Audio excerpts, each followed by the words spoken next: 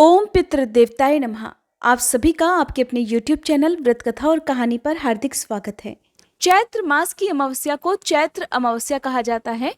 इस दिन पितरों के निमित्त दान, तर्पण इत्यादि कर्म किए जाते हैं। मान्यता है कि पितरों के नाम से दान, तर्पण, श्राद्ध इत्यादि करने से पितर प्रसन्न होते हैं और अपने परिवारजनों को आशीर्वाद प्रदान करते हैं।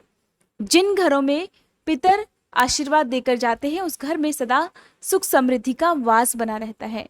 पितरों की नाराजगी से घर में बड़ा भारी पितृदोष लग जाता है। ऐसे में हर अमावस्या के दिन पितरों की शांति के लिए उनके नाम से कुछ न कुछ दान अवश्य करना चाहिए।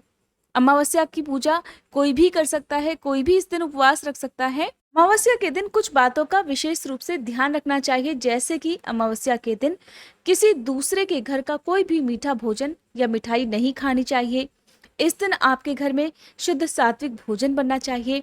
मांसाहार का प्रयोग भूले से भी परिवार के किसी भी सदस्य को नहीं करना चाहिए। इस दिन नाखून, बाल इत्यादि नहीं काटने चाहिए और अमावस्या के दिन आप अपनी सामर्थ्य के अनुसार कुछ न कुछ दान अवश्य करें। हो सके तो किसी पवित्र नदी में स्नान करें, नहीं तो घर पर भी गंगा जल मिलाकर स्नान किया जा सकता है। आज की वीडियो में मैं आपको सुनाऊंगी चैत्र अमावस्या की कथा। जो लोग उपवास ना भी रख पाए उन्हें भी आज के दिन चैत्र अमावस्या की कथा सुननी चाहिए। इस कथा को सुनने से अमावस माता का भी आशीर्वाद प्राप्त होता है। अमावस्या के दिन पितरों की शांति के लिए मुख्य रूप से पीपल के वृक्ष की पूजा की जाती है। पूजा करते समय वृक्ष को छूने से ज्यादा बचना चाहिए। साथ ही वृक्ष की जड़ में मीठा जल अर्पित करके कोई भी फल या मिठाई वहां पर अवश्य रखें। पीपल के वृक्ष के नीचे बैठकर गायत्री मंत्र का जाप या ओम पितृ देवताय नमः इस मंत्र का यथासंभव जाप करना चाहिए। ऐसा करने से पीपल के वृक्ष में वास करने वाले देवी देवताओं के साथ साथ पितर भी प्रसन्न होते हैं और आपकी जो भी कामना है उसे पूर्ण करते हैं। आइए आज सुनते हैं चैत्र अमावस्या की कथा। और कथा प्रारंभ करने से पहले आप सभी से अनुरोध है, अगर आप हमारे चैनल पर पहली बार इस वीडियो को देख रहे हैं तो आपसे अनुरोध है कि चैनल को सब्सक्राइब करके बेल आइकन प्रेस करना मत भूलेगा। चैत्र अमावस्या की पौराणिक कथा के अनुसार एक बार एक नगरी में एक राजा रहता था। उसकी प्रजा और उसका परिवार बहुत ही खुशहाल जीवन बिताते थे। राजा की पत्नी बहुत ही धार्मिक विचारों वाली थी और अपनी प्रजा को खुश देखकर वो भी प्रसन्न रहती थी। राजा के महल के ठीक सामने ही एक साहूकार की हवेली थी। रानी और साहूकार की पत्नी आपस में घनिष्ठ सहेलियां थी और एक दूसरे से बड़े प्रेम पूर्वक बातें करती रहती थी। एक दिन की बात है, साहूकार की हवेली से साहूकार की पत्नी के रोने की आवाज आई। रोने की आवाज सुनकर रानी ने राजा से इसका कारण पूछा तो राजा ने बताया कि हे रानी, साहूकार के पुत्र की मृत्यु हो गई है, जिस वजह से साहूकार की पत्नी दुखी है और दुख के कारण वह रो रही है। इस बात को सुनने के बाद रानी कहने लगी कि हे महाराज, आखिरकार दुख क्या होता है और साहूकारनी रो क्यों रही है। ये बात सुनने के बाद राजा को तो समझ ही नहीं आ रहा था कि वह रानी को किस प्रकार समझाए कि दुख क्या होता है, क्योंकि रानी ने तो कभी दुख देखा ही नहीं था। तब राजा रानी से कहने लगा कि हे रानी, जिस दिन तुम्हारे पुत्र की मृत्यु होगी उस दिन तुम्हें पता चलेगा कि दुख क्या होता है। राजा ने कहा, हे रानी, यदि तुम दुख का अनुभव करना ही चाहती हो तो अपने पुत्र को मार दो, तब तुम्हें पता चलेगा कि दुख क्या होता है। ये बात सुनते ही रानी ने अपने पुत्र को महल से नीचे गिरा दिया। अमावस माता की और भगवान शिव की कृपा से रानी का पुत्र किसी ढेर पर गिर गया, जिस कारण उसे बिल्कुल भी चोट नहीं लगी और वह ठीक रहा। पुत्र को सही सलामत देखने के बाद अब रानी ने फिर से वही प्रश्न राजा से पूछा। तब राजा कहने लगा कि रानी देखो, पड़ोसी राज्य से हमारा युद्ध हो रहा है, मैं उस युद्ध में अकेला लड़ने जाऊंगा और जब मेरी मृत्यु की खबर तुम तक पहुंचेगी तब तुम्हें एहसास हो जाएगा कि दुख आखिरकार होता क्या है। राजा युद्ध के लिए चला गया, परंतु भगवान की और अमावस माता की कृपा से वह इस युद्ध को जीत गया।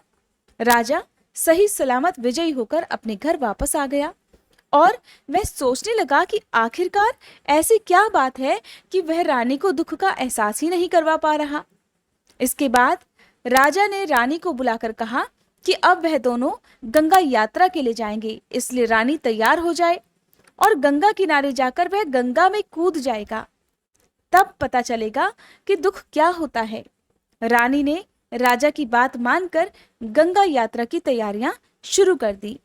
दूसरी तरफ कैलाश पर्वत पर विराजमान भगवान शिव ने देवी पार्वती से कहा कि हे देवी, मैं तुम्हें कलयुग में सुखी आत्मा के दर्शन करवाऊंगा।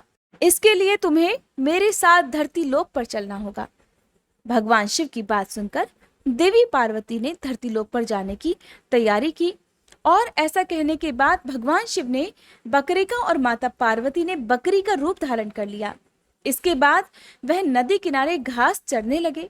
वहीं पर वह राजा अपनी रानी के साथ आ गया। राजा और रानी ने वहां बैठकर भोजन किया और एक पेड़ के नीचे विश्राम करने लगे। उस समय रानी को प्यास लगी तो राजा पानी लेने चला गया। वहीं पर माता पार्वती ने भगवान शिव से कहा कि हे भोलेनाथ, ये रानी तो दुख देखना चाहती है। ऐसा तो शायद ही कोई मनुष्य हो जो अपने जीवन में सुख को छोड़कर दुख देखना चाहता हो। हे भोलेनाथ, कृपा कर मुझे बताइए कि इस रानी को दुख का एहसास क्यों नहीं होता। जब भगवान शिव और देवी पार्वती बकरा और बकरी के रूप में एक दूसरे से वार्तालाप कर रहे थे, तभी रानी ने पशुओं को जो कि घास चर रहे थे मनुष्यों की बोली बोलते हुए सुन लिया।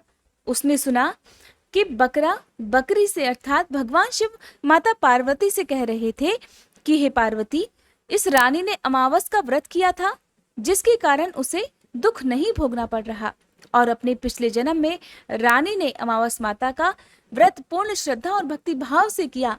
अपनी सामर्थ्य के अनुसार उसने दान भी किया। इसी कारण वह इस जन्म में अब रानी बनी और सभी प्रकार के सुख भोग रही है। उसे दुख का कभी सामना करना ही नहीं पड़ेगा।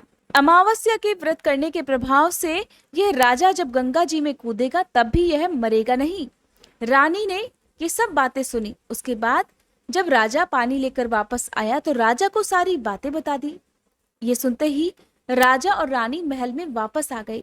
इसके बाद राजा ने अपनी प्रजा को भी अमावस्या का व्रत करने की आज्ञा दी और कहा कि जो भी मनुष्य हर मास की अमावस्या का और विशेष रूप से चैत्र मास की अमावस्या का व्रत रखेंगे, उन्हें हमेशा सुख समृद्धि प्राप्त होगी। इतना ही नहीं, अपने अगले जन्म में भी उन्हें कभी दुख नहीं देखने पड़ेंगे। इसके बाद राजा और रानी दोनों ने मिलकर श्रद्धा और भक्ति पूर्वक अमावस्या का व्रत करना प्रारंभ कर दिया। बोलिए अमावस माता की जय। ये थी चैत्र अमावस्या की व्रत कथा। अगर आप चैत्र नवरात्रि के दिनों में माँ भगवती के सभी 9 रूपों की पूजा विधि, व्रत कथा और आरती के बारे में जानना चाहते हो या श्री दुर्गा सप्तशती के सभी अध्याय सुनना चाहते हो तो हमारे चैनल पर अब हर दिन अपलोड होने वाली वीडियोस को आप जरूर देखिएगा।